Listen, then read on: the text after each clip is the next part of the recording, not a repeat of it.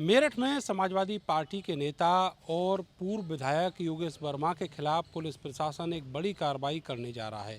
उनके खिलाफ गुंडा एक्ट की कार्रवाई शुरू की गई है, जिसमें उनको नोटिस भी दिया गया है। उनके खिलाफ 8 मुकदमे दर्ज हैं, जिनमें से 7 2018 के हैं और एक 2022 का है। मेरे साथ खुद योगेश वर्मा मौजूद हैं, जो आज यहाँ पर डीएम के यहाँ अपनी तारीख पर आए हैं। वर्मा जी, ये पूरा मसला क्या है, क्यों आपके खिलाफ गुंडा एक्ट लगाई जा रही है, और ख़ास करके जब चुनाव नज़दीक है तब? अभी यही बात हमने डीएम साहब से पूछी कि ये क्या है। 2018 के बाद में कोई मुकदमा नहीं, और सरकार जो है जो चल रही है उसे भयमुक्त प्रदेश बनाने की बात कर रहे हैं। 2018 से लेके अब तक एक मुकदमा मेरे पे दर्ज नहीं है। उसके बाद जो है उन्होंने जो गुंडा एक्ट की कार्रवाई करने के लिए ये बोला है कि लोग गवाही नहीं देते हैं, भय पर्याप्त है, ये है, सब फर्जी तरीके से 2024 को टारगेट करके कार्रवाई करने का प्लान बना रहे हैं। जबकि डीएम साहब भी, जब मैंने ये पूछा जो अभी आपका क्वेश्चन था, उन्होंने कहा है कि हमारे भी संज्ञान में नहीं हो सकता, रूटीन में कागज़ निकल गया हो ये, तो ये उनका कहना है। बाकी आपके खिलाफ उसके बाद कोई मुकदमा नहीं है तो कार्रवाई तो नहीं बनती है, फिर भी इसको हम दिखवाते हैं। रासुका भी लगी थी आपके खिलाफ? इन्हीं मुकदमों पे, जो मुकदमे इन्होंने दर्शाए हैं गुंडा एक्ट की, उसमें उन मुकदमों पे मेरे पे रासुका लगी थी। 2018 में जो दलित आंदोलन हुआ था, उसमें 2 अप्रैल SC/ST एक्ट के संशोधन के तहत जो है वो आंदोलन हुआ था। उसमें जो कार्रवाई हुई थी मेरे पे एक ही दिन में, बल्कि 1 घंटे में मेरे पे 13-14 थानों में 12-13 थानों में मुकदमे दर्ज हुए, 14 मुकदमे दर्ज हुए मेरे पे। उसमें से कुछ मुकदमे बरी हो गए। अब उन्हीं मुकदमों को दर्शाते हुए मेरे पे जो है ये गुंडा एक्ट की कार्रवाई करने का प्लान बनाया जा रहा है। आपके ऊपर आरोप क्या हैं जो 2018 में मुकदमे अभी बाकी हैं उनमें? वो उन्हीं मुकदमों को दर्शा के नोटिस में ये दिया गया है कि इनके बारे में स्पष्टीकरण दिया जाए। भाई ये तो मुकदमे कोर्ट में चल रहे हैं, और कोर्ट में इसमें गवाही चल रही है, सब कुछ है, चार्ज पे है मुकदमे, तो उसके गलत तरीके से, यानी कि परेशान करने की नीयत से लोकल राजनीति हो सकती है। इसमें कह रहे हैं कि ऊपर का तो कोई प्रेशर नहीं है आप हमारे ऊपर, लेकिन ये लोकल कोई राजनीति हो सकती है जो क्या नाम है आपको तंग करने की बात है। वैसे कौन कह रहा है कि ऊपर से कोई प्रेशर नहीं? ये मैंने पता किया ना इन लोगों से, कुछ लोगों से, कुछ अधिकारियों से, कुछ और भी। अब डीएम साहब कह रहे हैं कि हमारे रूटीन में शायद कागज़ निकल गया हो, लेकिन हमारे संज्ञान में नहीं था कल तक।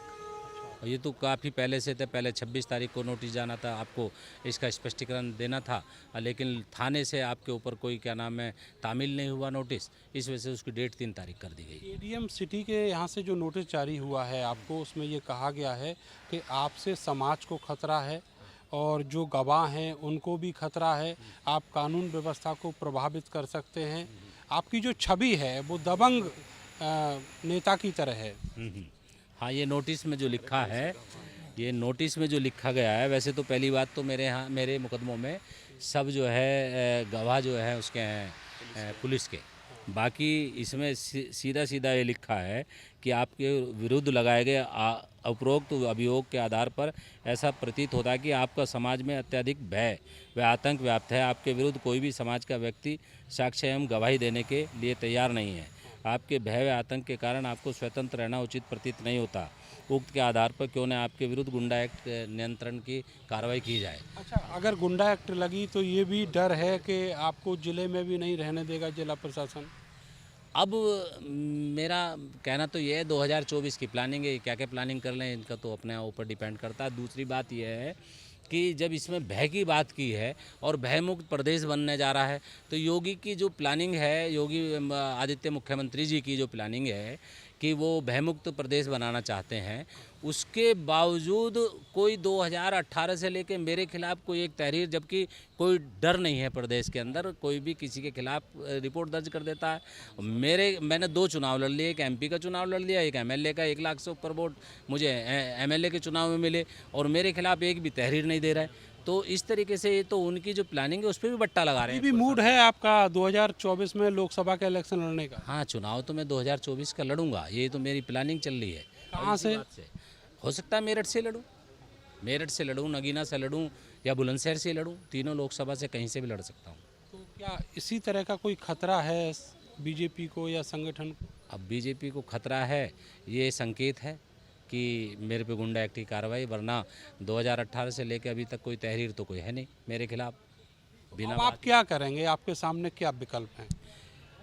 बस मैंने अभी डीएम साहब से मिला हूँ, उन्होंने आश्वासन दिया है कि देखते हैं इसमें कोई डीएम साहब से बात करें, कप्तान साहब से, हो सकता है ये आपके रूटीन में निकल गया हो।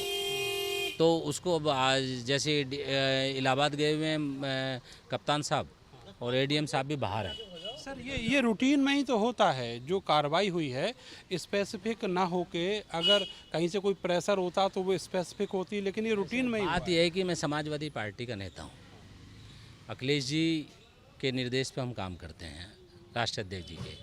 और अभी एक आंदोलन हुआ था, हम उसमें भी गए थे, जो आंदोलन जो हमें माननीय राष्ट्रीय अध्यक्ष अखिलेश यादव जी ने भाई चंद्रशेखर आज़ाद जी के लिए दिल्ली जंतर मंतर में भेजा था।